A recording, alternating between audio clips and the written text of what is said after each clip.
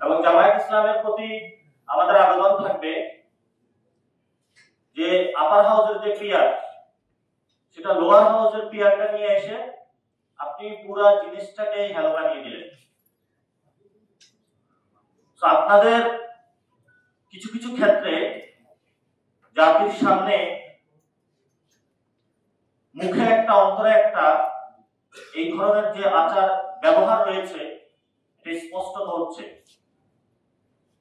গণভোট প্রশ্ন জামাত পরবর্তীতে হয়তো বা বিএনপির সাথে ঐক্যবদ্ধ হয়ে যাবে যে ঠিক আছে তাহলে ইলেকশনের দিনে গণভোট করি। তো এখন বিএনপি গতকাল অনলাইনে জারি করেছে না শব্দ। বিএনপি না শব্দ বলার কোনো ওয়ে নাই, তারা হ্যাঁ অলরেডি বলে দিয়েছে। তারা বিবাহিত রাজিও হয়েছে, দাবিনামায় সাইনও করেছে। এখন তাদের না বলার কোনো অপশন নাই, তাদের এটা আগে ভেবে চিন্তা করা উচিত ছিল। কিন্তু এই সময়ে আমাদের যে দাবিটা, আমরা যেটা জাতির সামনে স্পষ্ট করতে চাই, সংস্কার কমিশন সুপারিশমালা দিয়েছে, ডক্টর ইউনূসের কোর্টে এখন বল।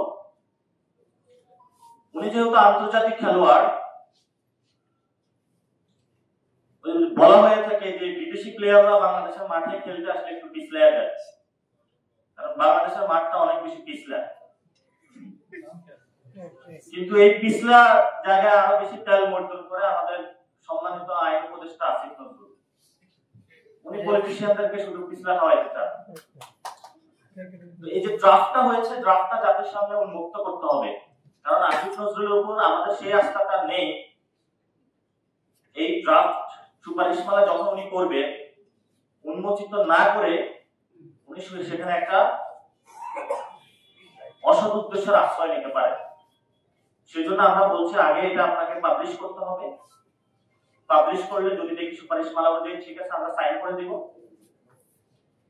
এবং যেহেতু এই কনসেনসাস কমিশনের যে রিপোর্টটা এসেছে, যেহেতু আমরা একটা রিফর্ম অ্যাসেম্বলির দিকে যাচ্ছি, যেহেতু এটা ভিত্তিমূল গণ অভ্যুত্থান, ডক্টর ইউনূসকে অবশ্যই জনসম্মুখে উপস্থিত হতে হবে।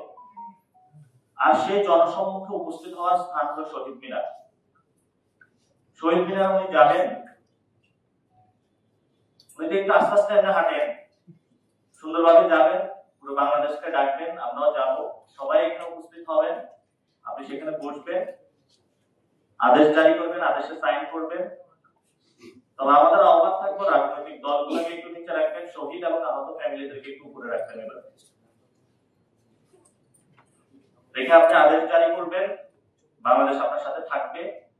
কনসেনসাস কমিশন যে সুপারিশমালা দিয়েছে, অনেকে বলছে তারা অনৈক্য সৃষ্টি করছে।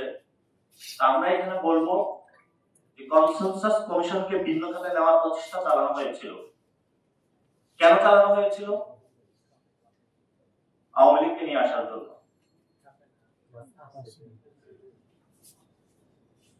বিএনপি কনসেনসাস কমিশনের মধ্য দিয়ে আওয়ামী লীগকে নিয়ে আসার যে পায়তারা চালাচ্ছিল, বাংলাদেশের জনগণ সেই জায়গাটা ঠেকিয়ে দিয়েছে। তাদের উপর নতুন করে আরেকটা ভর আবির্ভূত হয়েছে, সেটা হলো জাতীয় পার্টি।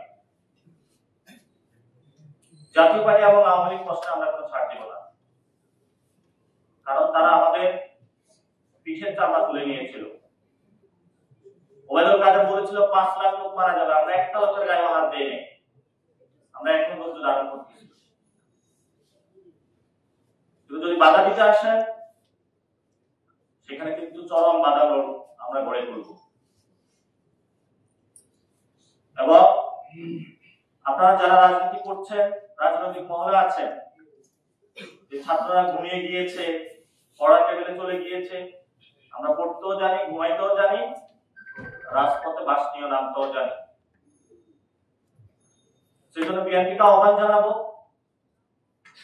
আওয়ামী লীগ এবং জাতীয় পার্টিকে সংসদে নেওয়ার ভুলও কল্পনা করিয়েন না। বিএনপির জন্ম হয়েছিল হ্যাঁ ভোটের মধ্য দিয়ে। বিএনপি যদি না ভোটে স্ট্রিক্ট থাকে, বিএনপির হলো মৃত্যু হবে না ভোটের মধ্য দিয়ে। এজন্য আমরা বলবো, বিএনপি একটি বড় দল, আপনারা না ভোটের মধ্য দিয়ে নিজেদের মৃত্যু কবর রচনা করবেন না। আর ডক্টর ইউনূসের কাছে কাছে আহ্বান জানাবো দ্রুত গতিতে এই আদেশ জারি করেন, জনসম্মুখে উপস্থিত হন। আমাদের হাতে সময় বেশি নেই, দেশ অন্য পরিস্থিতির দিকে যাচ্ছে। ফেব্রুয়ারির মধ্যে ইলেকশন দেন। আপনি যদি ফেব্রুয়ারির মধ্যে ইলেকশন না দিতে পারেন, তাহলে পরবর্তীতে যদি কোনো গৃহযুদ্ধের পরিস্থিতি হয়, সে দায়িত্ব আপনার কাঁধে বর্তাবে।